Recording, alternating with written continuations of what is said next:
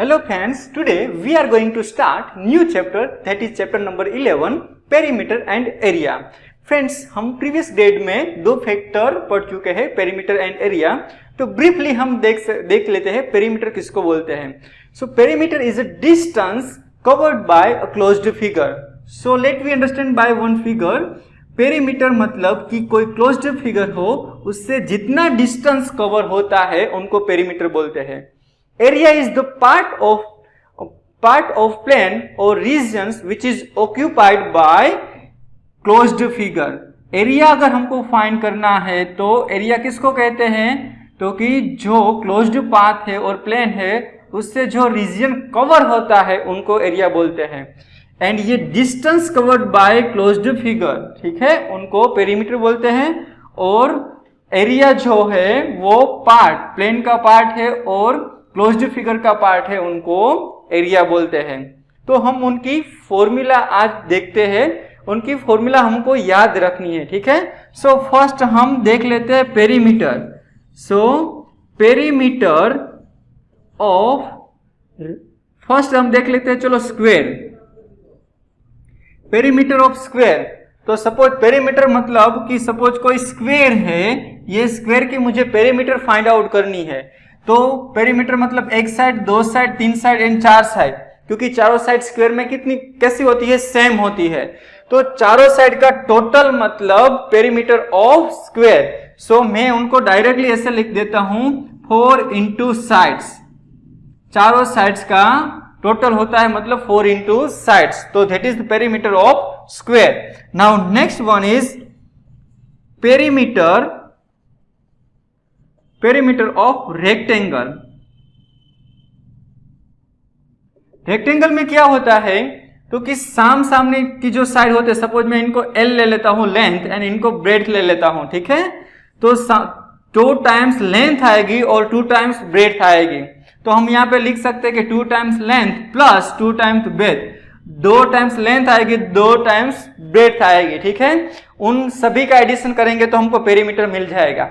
पर इसमें से हम देख सकते हैं कि 2 कॉमन आउट निकाल सकते हैं, ठीक है. सो L plus B in bracket, so 2 into length plus breadth, it is the formula of perimeter of rectangle. Now area के बारे में देखते हैं कि area of square, area of square. तो एरिया ऑफ स्क्वायर में मतलब कि साइड इंटू साइड, उनकी लेंथ एंड ब्रेड्थ तो दोनों सेम ही होती है. तो area of square is length into length, और साइड इंटू साइड भी कह सकते हैं, क्योंकि लेंथ दोनों सेम ही होती है. आप साइड इंटू साइड भी लिख सकते हैं, ठीक है, क्योंकि दोनों साइड सेम ही होती है स्क्वायर में.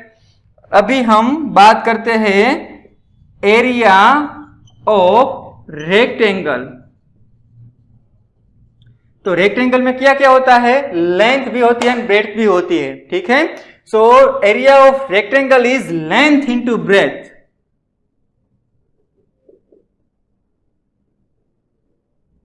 और आप लिख सकते हैं शॉर्ट में L into B.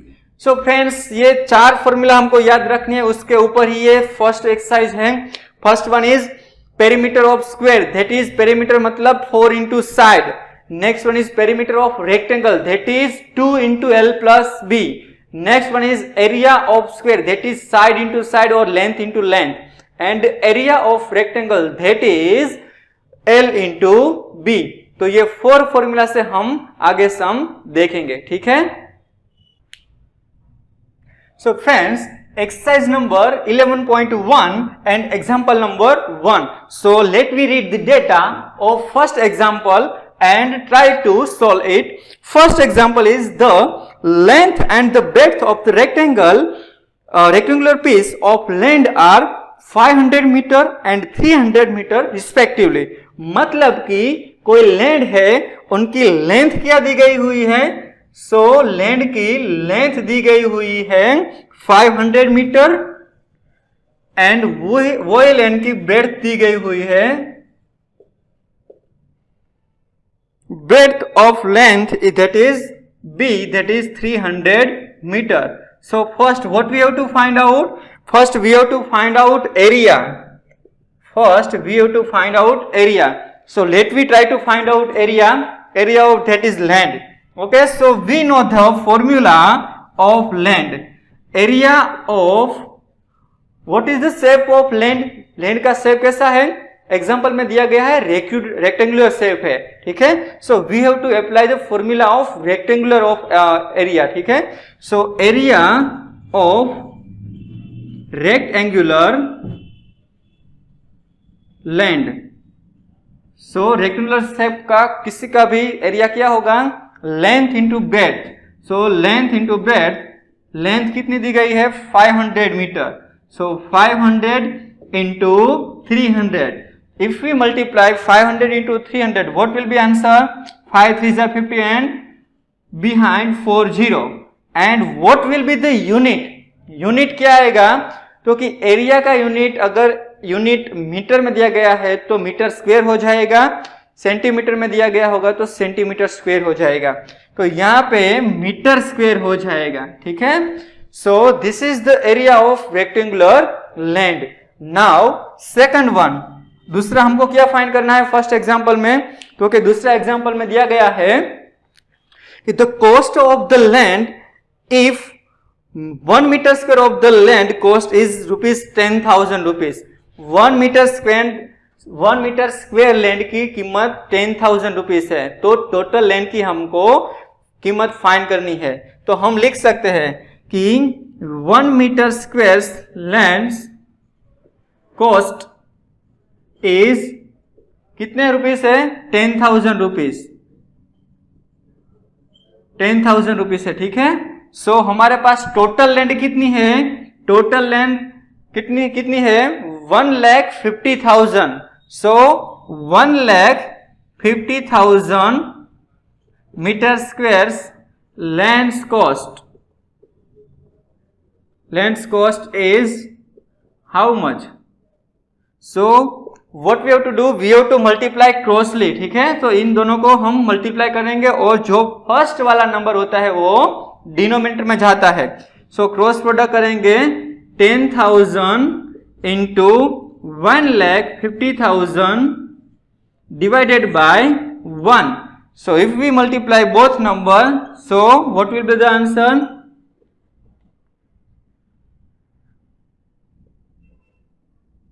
and 4 zeros here. So this is the answer. Okay, this is the cost of land. तो ये जो है लैंड की कॉस्ट हो गई, ठीक है. So this is the answer of second question.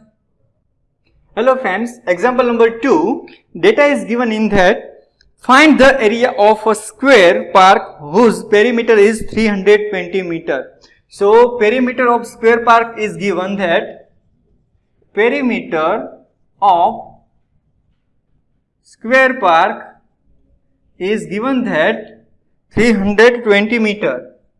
So 320 meter, and now we have to find area. Okay, we have to find area of that square park. So for that first we have to find side. Okay, length of side. So friends, यहाँ पे perimeter of square park 320 metre दिया गया है और area find करना है. So friends, perimeter of square park दिया गया है तो पेरीमीटर ऑफ स्क्वायर का हमको फॉर्मूला लिखना होगा.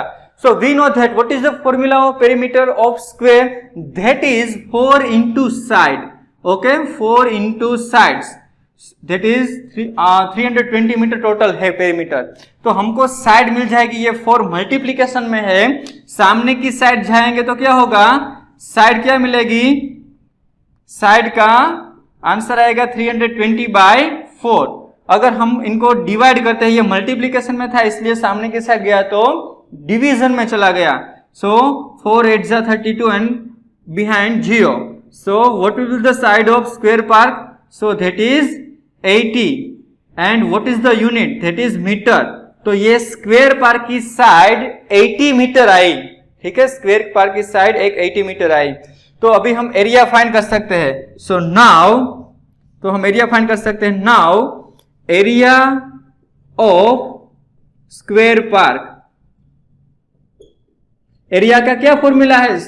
स्क्वायर का एरिया का क्या फॉर्मूला है? साइड इंटू साइड, साइड तो हमको मिल गई है, so side into side, so 80 into 80, so what will be the answer?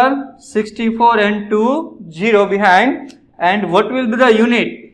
अगर एरिया फाइंड कर रहे हैं तो यूनिट मीटर स्क्वायर आएगा, पेरीमीटर सिर्फ पेरीमीटर होगा तो unit as it is metre या सेंटीमीटर जो भी होगा वो एज इट इज ही आएगा, ठीक है। So this is the answer of question number 2। Area of square park it is 6400 metre square, okay. Friends, next example is example number 3. Let me try to solve out it. Find the breadth of rectangular plot of land. हमको breadth find करनी है, B find करना है. Next one is if its area is 440 meter square. Area हमको दिया गया है 440 meter square, ठीक है. And the length is 22 meter. जो लैंड है उनकी लेंथ दी गई है 22 metre.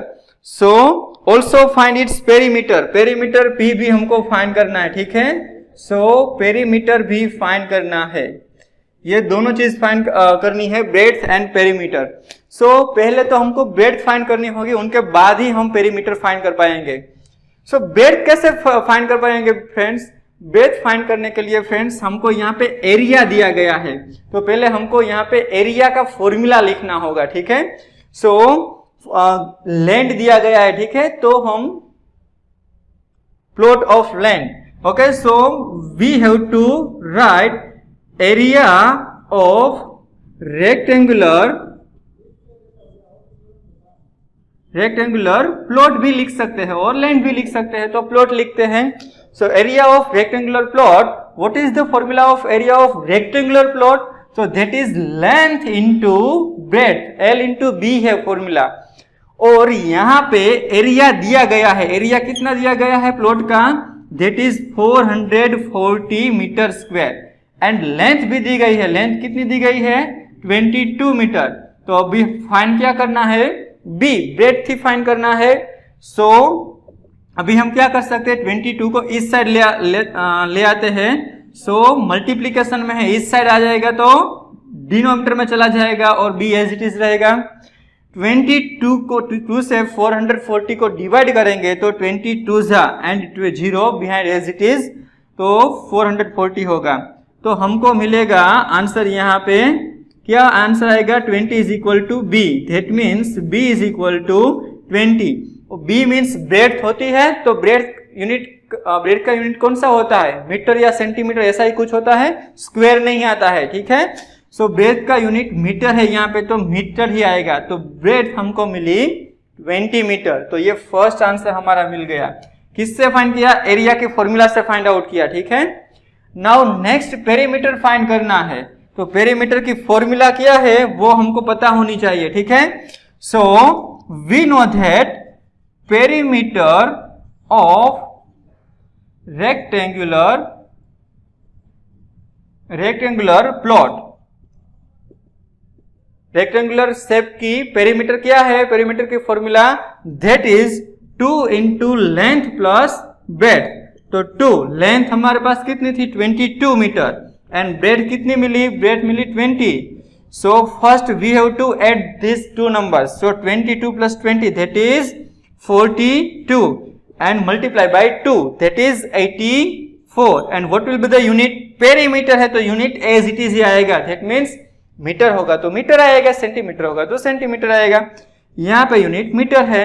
so this is the answer. this is the perimeter of rectangular plot of land. okay friend, next example is example number 4. in example number 4 data is given that the perimeter of rectangular sheet is 100 centimeter. If the length is 35 centimeter, find its breadth and also find the area. Friends, आगे का जो example था उसमें area दिया गया था और बाद में ब्रेड्थ एंड पेरीमीटर फाइंड करना था. इसमें पेरीमीटर दिया गया है और बाद में ब्रेड्थ एंड पेरीमीटर फाइंड करना है. तो फ्रेंड्स पहले इसमें पेरीमीटर की फॉर्मूला अप्लाई करनी है और उसके ऊपर से आपको ब्रेड्थ मिल जाएगी, बाद में लेंथ एंड ब्रेड्थ से आपको एरिया मिल जाएगा. तो फ्रेंड्स ये एग्जांपल इजी है आप सोल्व कर सकते हैं। पहले पेरीमीटर की फॉर्मूला अप्लाई करो, उसमें से बी फाइंड करो ब्रेड्थ एंड बाद में एरिया फाइंड करना, ठीक है। Now next example, example number 5. So let we start example number 5. In example number 5 the area of square park is the same as of a rectangular park. Area of square park is same as the area of rectangular park. दोनों का area कैसा है? Same है, rectangular and square park का area, ठीक है। आगे क्या दिया गया है? If the side of the square park is 60 metre, if the side of the square park जो है उनकी साइड दी गई है, कितनी है? 60 metre. Friends, we know that what is the formula of square park? That is side into side and area of rectangular that is length into breadth. Okay, ये formula है। अभी एरिया ऑफ स्क्वायर, ये square की side दी गई है, कितनी side दी गई है? 60 मीटर। तो हम यहां पे लिख सकते हैं 60 इंटू 60 मीटर। एंड आगे क्या दिया गया है? And the length of rectangular park जो है उनकी लेंथ दी गई है, लेंथ कितनी दी गई है? That is 90 metre. ये रेक्टेंगुलर पार्क की लेंथ 90 मीटर दी गई है। तो find the breadth of the rectangular park, ये ब्रेड्थ फाइंड करनी है, रेक्टेंगुलर पार्क जो है उनकी ब्रेड्थ फाइंड करनी है। एक बार मैं फिर से आपको डेटा समझा देता हूं। डेटा में ऐसा दिया गया है कि area of square park is equal to area of rectangular park, दोनों का एरिया सेम है। तो दोनों के एरिया की मैंने फॉर्मूला यहां पे लिखी, उसमें स्क्वायर पार्क की जो है साइड वो 60 है, तो साइड तो दोनों सेम ही होगी स्क्वायर में। और एरिया ऑफ रेक्टेंगुलर पार्क में लेंथ एंड ब्रेड्थ आते हैं, उसमें लेंथ दी गई है 90 मीटर, तो ब्रेड्थ हमको फाइंड आउट करनी है। तो फ्रेंड्स, हम कर सकते हैं 6 6 36 बिहाइंड 2 0 एंड 90 यहाँ पे मल्टीप्लीकेशन में है, तो डिनोमिनेटर में यहाँ पे लिख सकते हैं b as it is, 1 0 cancel and 9 4 36, 1 0 behind. So what will be the answer? 40 is equal to b. That means b is equal to 40 and what will be the unit? Meter. So this is the answer. So breadth of rectangular park will be 40 meters. So we can write that breadth of rectangular park is 40 meter. Okay, so this is the answer of question number 5. Next example, example number 6. In this example number 6, data is given that a wire is in the shape of a rectangle. एक कोई wire है, उसमें से एक rectangle shape बना रहे हैं, ठीक है। ये जो वायर है उसमें से एक रेक्टेंगल शेप बना रहे हैं। Its length is 40 centimetre. ये रेक्टेंगल शेप की लेंथ है वो 40 सेंटीमीटर है एंड ब्रेथ इज 22 सेंटीमीटर। ये जो ब्रेथ है वो 22 सेंटीमीटर है। If the same wire is rebent in the shape of square, अभी ये ही वायर लेना है और उनका शेप कौन सा बनाना है? स्क्वायर बनाना है, रेक्टेंगल बनाना नहीं है। तो मींस दोनों साइड सेम होनी चाहिए, स्क्वायर बनाना है शेप, ठीक है। सो what will be the measure of each side? तो ये शेप जो बना है स्क्वायर है, उनकी साइड क्या होगी वो हमको फाइंड आउट करना है। और नेक्स्ट क्वेश्चन है also find which shape enclose more area, तो एरिया भी दोनों का फाइंड करना है। तो फ्रेंड्स, पहले तो हम समझ लेते हैं कि एक्चुअली करना क्या है हमको। एक सेम वायर है, उसमें से एक रेक्टेंगल शेप बनाता है और एक स्क्वायर बनाता है। रेक्टेंगल शेप में लेंथ एंड ब्रेड्थ दी गई है और जो स्क्वायर है उसमें से हमको उनकी साइड फाइंड आउट करनी है कि लेंथ कितनी है, ठीक है। तो फ्रेंड, हम सोच सकते हैं कि ये जो वायर है वो तो सेम ही लेंथ रहेगा, उनका पेरीमीटर है वो तो दोनों का सेम ही रहेगा। अगर उसमें से हम रेक्टेंगल शेप बनाए या स्क्वायर बनाए, दोनों का पेरीमीटर क्या रहेगा? सेम। क्यों? क्योंकि ये वायर है वो तो एक ही वायर है, उसमें से रेक्टेंगल भी बनाते हैं और स्क्वायर भी बनाते हैं, तो दोनों का पेरीमीटर सेम रहेगा। तो हम पेरीमीटर कंपेयर कर सकते हैं।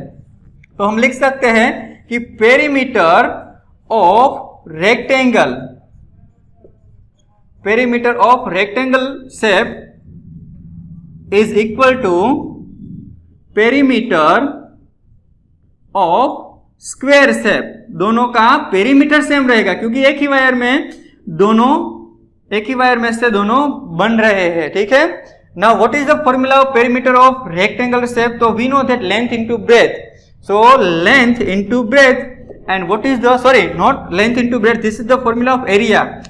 Formula of perimeter of rectangular shape, that is 2 in bracket length plus breadth. And what is the formula of perimeter of square? So that is 4 into side. So we know that length of rectangle shape, that is 40 centimeter, and breadth is 22 centimeter. Now 4 into side as it is. Side हम as it is क्यों रख रहे हैं? क्योंकि ये square की side है, वो तो हमको फाइंड करनी है, तो साइड एज इट इज ही आएगी। Now 40 plus 22 that is 62 and 62 into 2, so what will be the answer? That is 124। 60 into 2 that is 120 and 2 into 2 that is 124। Now 4 is in multiplication of this side, so if we bring out this side it will go into division. So 4 will go into division and side as it is. ये 4 है, यहाँ पे division में आ गया. If we try to cancel out it, 4 3s are 12 and 4 1s are 4. So what will be the answer? Side is equal to 31. And what is the unit? So unit here it is centimeter. So 31 centimeter. ये क्या किसका answer मिला? तो ये square की side का answer मिला, ठीक है। तो side of square is 31 centimetre, ठीक है। तो ये आंसर हो गया फर्स्ट क्वेश्चन का। सेकंड क्वेश्चन है, हमको दोनों का एरिया फाइंड आउट करना है। दोनों का एरिया रेक्टेंगल एंड स्क्वायर का दोनों का एरिया सेम आता है या नहीं। वायर सेम ही है, अगर उसको बेंड पहले रेक्टेंगल में करते हैं बाद में स्क्वायर में करते हैं तो दोनों का एरिया सेम आएगा या नहीं। आप सोचो, हम फाइंड तो करेंगे ही। सोच लिया दोनों का एरिया सेम आएगा या नहीं? चलो हम देखते हैं कि एरिया सेम आता है या नहीं। तो पहले हम फाइंड करते हैं एरिया ऑफ रेक्टेंगल। तो what is the formula of rectangle? That is length into breadth. तो length into breadth, what is the length? 40 and breadth that is 22। So 40 को 22 से मल्टीप्लाई करोगे तो 880। And what will the unit? Area में unit square में आएगा, ठीक है, सेंटीमीटर स्क्वायर। नाउ हम फाइंड करते हैं area of square. Area of square find करते हैं। तो what will the formula of? That is length into length और साइड इनटू साइड, ठीक है। साइड इनटू साइड भी लिख सकते हो, दोनों सेम ही है formula. So side into side, side कितनी आई है स्क्वायर की? That is 31 centimetre. So 31 into 31 multiply करो आप, तो कितना होगा? आपने मल्टीप्लीकेशन किया 31 into 31 that is 961। And what will the unit? That is centimetre square. तो यहाँ पे आप देख सकते हैं कि वायर सेम है, पेरीमीटर दोनों का सेम है, लेकिन एरिया दोनों का अलग अलग है। तो ऐसा जरूरी नहीं है कि जिस दो शेप का पेरीमीटर सेम हो उनका एरिया सेम ही हो, ऐसा जरूरी नहीं है। तो दोनों का एरिया अलग अलग है। तो लास्ट क्वेश्चन का आंसर आप लिख सकते हो कि no, area is not same. Okay, so this is the answer of question number 6। Friend, question number 7 में डेटा दिया गया है, the perimeter of rectangle is 130 centimetre if the breadth of the rectangle is 30 centimetre, find its length. तो friend, perimeter दिया गया है, उसमें से एक पैरामीटर आपको दिया गया है, दैट इज आपको दिया गया है ब्रेड्थ दिया गया है। तो लेंथ फाइंड कर सकते हैं क्योंकि पेरीमीटर की फॉर्मूला है 2 into bracket L plus B। तो उसमें से 2 एंड ब्रेड्थ दी गई है तो लेंथ आप फाइंड कर सकते हैं, ठीक है। And also find the area of the rectangle.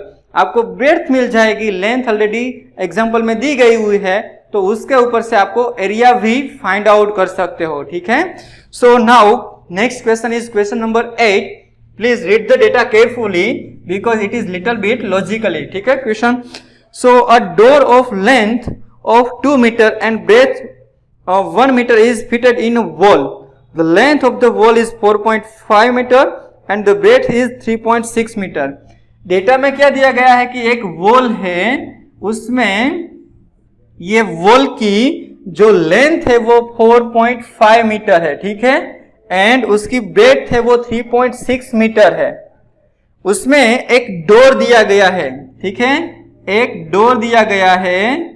उसमें डोर की लेंथ है वो 2 मीटर है, ये डोर की लेंथ है वो 2 मीटर है एंड जो विड्थ है, ब्रेड्थ है वो 1 मीटर है. तो ये ऐसा दिया गया है, एक वॉल है उसमें एक डोर है, तो डोर की लेंथ एंड ब्रेड्थ ऐसे दी गई है, ठीक है. Now find the cost of white washing the wall if the rate of the white washing the wall is ₹20 per meter square. ₹20 per meter square. मैं आपको एग्जाम्पल समझा देता हूं, डोंट वरी.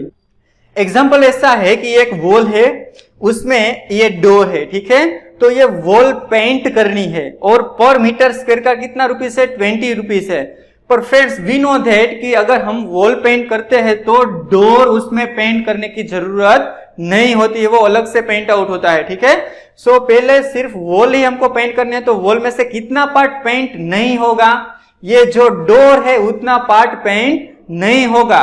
तो फ्रेंड्स क्या करेंगे, तो कि पहले ये पूरा जो एरिया है, ये पूरा एरिया हम फाइंड कर लेंगे. उसमें से कितना एरिया हम सब्ट्रैक्ट करेंगे, कितने एरिया को हम पेंट नहीं करेंगे. ये जितना डोर है उतना एरिया को हम पेंट नहीं करेंगे, ठीक है. तो पहले क्या करेंगे, पहले ये वॉल का एरिया फाइंड कर लेंगे, बाद में ये डोर का एरिया फाइंड कर लेंगे. वॉल का एरिया में से ये डोर का एरिया जो है वो सब्ट्रैक्ट करेंगे, तो बाकी कितना एरिया बचेगा, बाकी ये जो डोर है उसके अलावा जितना एरिया है वो ही बचेगा और उतना ही हमको पेंट करना है, ठीक है. तो first let we find out area of wall. Okay, so area of wall कैसी है, रेक्टेंगल है. So area of rectangular wall, what will be the formula of rectangular? So that is length into breadth. So what is length? That is 4.5 meter and breadth is 3.6 meter. So first we have to convert it into decimal. 45 divided by 10 and 36 divided by 10. So first what we have to do, we have to multiply 45 into 36. Let me multiply it. So friends, we can see here 45 into 36, that is 1620 and denominator में 10 into 10, that is 100. So 10 will be cancelled and if we put 10 into decimal form, then what will be the answer? That is 16.2 meter square. तो ये जो area है वो rectangular shape wall का area हमको मिला है. Now next we have to find area of door. Okay, so here let we find area of door. Okay, so area of door भी कैसा है, रेक्टेंगुलर शेप में ही है, तो उनका फॉर्मूला लेंथ इंटू ब्रेथ ही आएगा. लेंथ है 2 मीटर एंड ब्रेथ है 1 metre. So what will the area of door, that is 2 metre square. अभी ये रेक्टेंगुलर वॉल है, उसमें से हम जिनको पेंट करना है तो पेंटेड वॉल, जो पेंटेड वॉल है उसमें से ये डोर निकल जाएगा, तो उसका उनका एरिया कितना बचेगा, तो कि पूरी वॉल में से ये डोर का एरिया हम सब्ट्रैक्ट करेंगे, तो जितनी वॉल हमको पेंट करनी है उनका एरिया सिर्फ हमको मिलेगा, ठीक है. So area of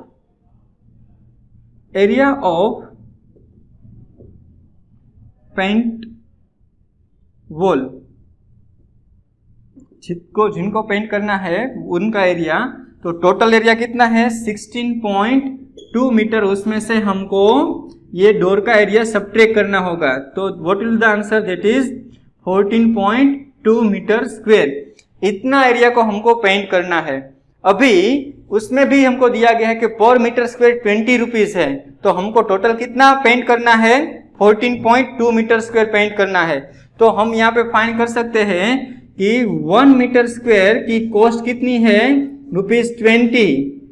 1 metre paint की कॉस्ट है 20 रुपीज़, तो हमारे पास टोटल कितना है 14.2 मीटर स्क्वायर है, उनकी कॉस्ट कितनी होगी। तो हम यहाँ पे फाइंड आउट कर सकते हैं ये दोनों का क्रॉस प्रोडक्शन। 20 यहाँ पे पॉइंट निकाल देते हैं, that is 142 divided by 10 and 1 यहाँ पे डिनोमिनेटर में आएगा मल्टीप्लिकेशन में, जो ये 1 है वो डिनोमिनेटर में, 20 है यहाँ पे 14.2, तो 14.2 में से ये पॉइंट निकाल दिया है तो 142, एक जीरो यहाँ पे कैंसल, 142 इंटू 2, सो कितना आंसर आएगा 284 रुपीज। इतना टोटल कॉस्ट होगा, ठीक है, इतना रुपीस लगेगा ये वॉल पेंट करने के लिए। क्या हमने किया, पहले पूरी वॉल का एरिया फाइंड कर लिया, बाद में इस डोर का एरिया उसमें से सबट्रैक्ट कर दिया, तो जितनी वॉल पेंट करनी थी उसका ही हमको कॉस्ट मिल गया, ठीक है। सो फ्रेंड्स, अगर इस एक्सरसाइज में कुछ भी डाउट हो तो आप मुझे कमेंट सेक्शन में भी बता सकते हैं और पर्सनली कॉल करके भी मुझे पूछ सकते हैं, ठीक है। Thank you very much.